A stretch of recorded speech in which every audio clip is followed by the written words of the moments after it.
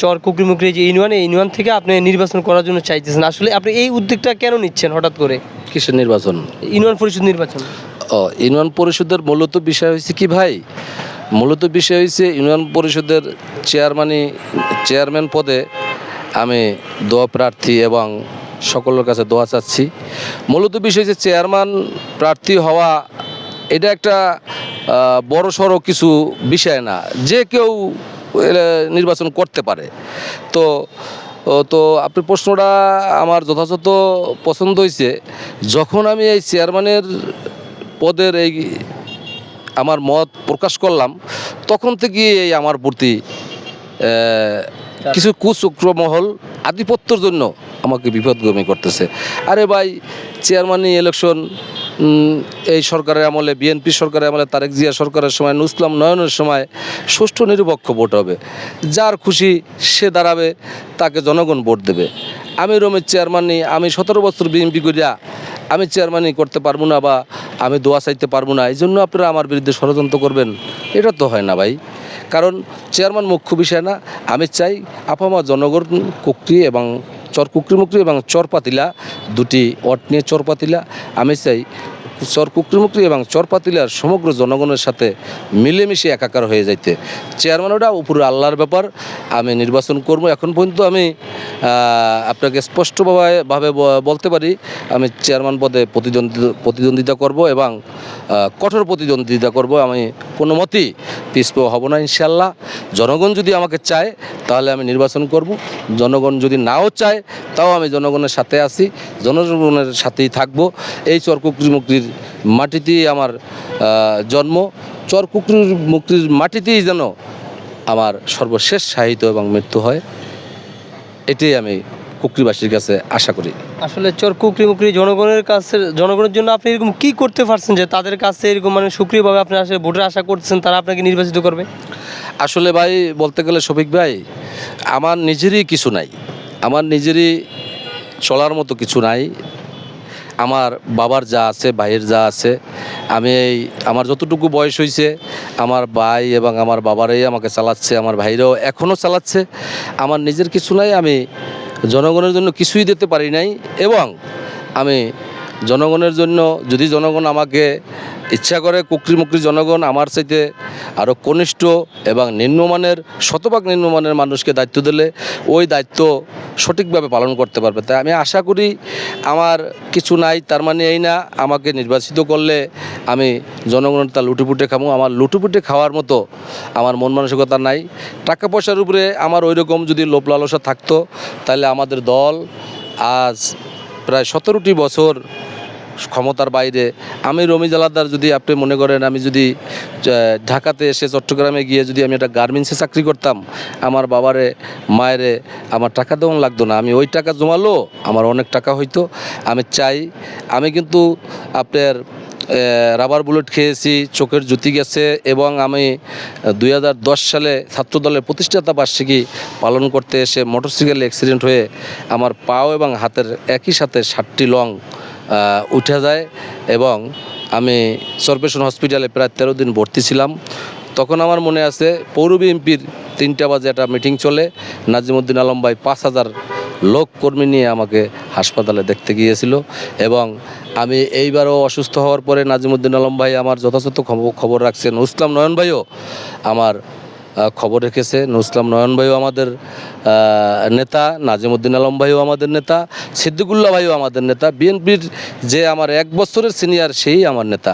আমি চাই চর কুকরির মানুষ যদি আমাকে চেয়ারম্যান পদে গ্রহণ করে নেয়, আমি চর কুকরিমুকরির মানুষের হাতে আমার এই ক্ষমতাটুকু আমি উৎসর্গ করে দেব।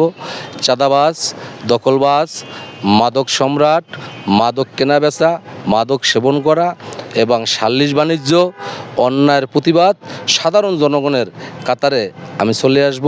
এখনও আমি সাধারণ জনগণের কাতারে আছি, আমি তখনও জনগণের কাতারে থাকব। আমার নিজের বলতে কিছুই আমি দাবি করব না।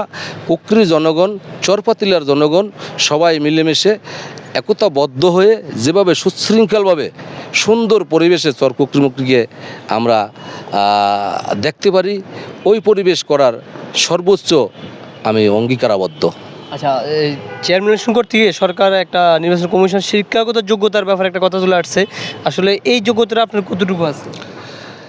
আসলে ভাই বলতে গেলে কি, আমি আপনার অনেক ষড়যন্ত্র শিকার হয়েছি, যেটা এই রাজনৈতিক প্রেক্ষাপটে আমি এসএসসি পাস করছি, কিন্তু আমার ইন্টারের পাশের সময় আমার বিরুদ্ধে তৎকালীন তাও আওয়ামী লীগের এক লোক একটা মামলা দেয়।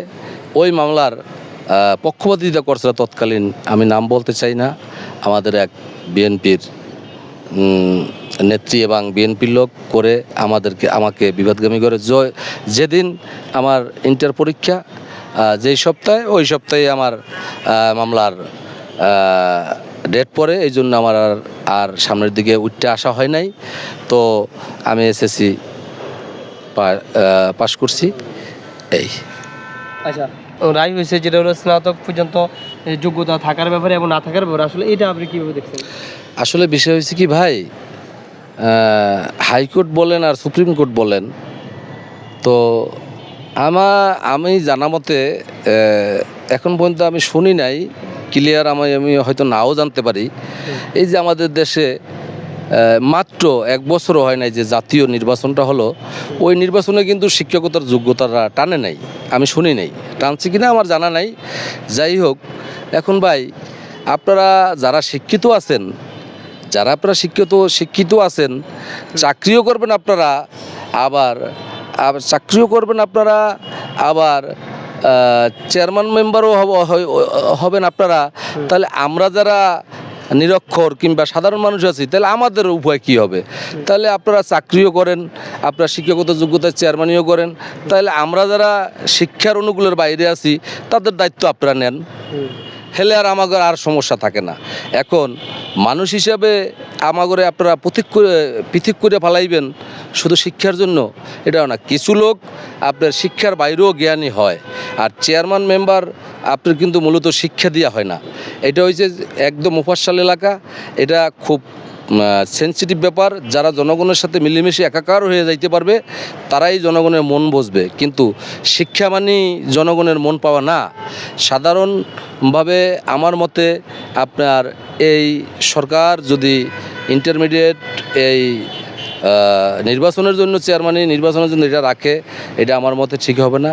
এটা আসলে রিট করা উচিত, এই রিটের বিপক্ষে, যাতে আমরা আপনার এই দুর্দিনে বিএনপির এবং সমগ্র দেশের ইন্টারের বাইরে অনেকে কষ্ট ক্লাস করছে, কেউ চেয়ারম্যান হবে, কেউ মেম্বার হবে, কেউ কাউন্সিলর হবে, কেউ মেয়র হবে।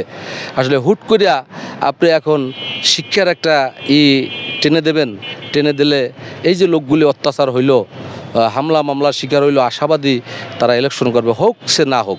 তো আমার মনে হয় এই শিক্ষাগত ব্যাপারটা এই স্থানীয় নির্বাচনে না জড়াইলেই ভালো হয়।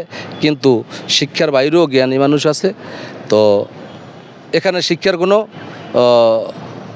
প্রশ্ন আসুক, এটা আমার তেমন একটা যুক্তিযুক্ত মনে হয় না। আচ্ছা, যদি আপনি এলাকা থেকে আপনি নির্বাচনে চেয়ারম্যান হতে পারেন, সর্বপ্রথম আপনার ইউনিয়নে আপনার পরিকল্পনা রয়েছে কি?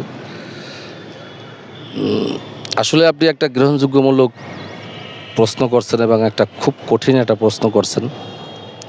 তো আমাকে যদি আল্লাহ বাঁচিয়ে রাখে এবং আমার মনের আশা যদি পূরণ হয় এবং চর কুকরিমুকরি ও চর পাতিলার আপামার জনগণ যদি গ্রহণ করে, আমি যদি নির্বাচিত হই, আমি চর কুকরিমুকরিতে সর্বপ্রথম একটি হসপিটালের দরকার। এই হসপিটালটার জন্য আমি সর্বোচ্চ চেষ্টা করব।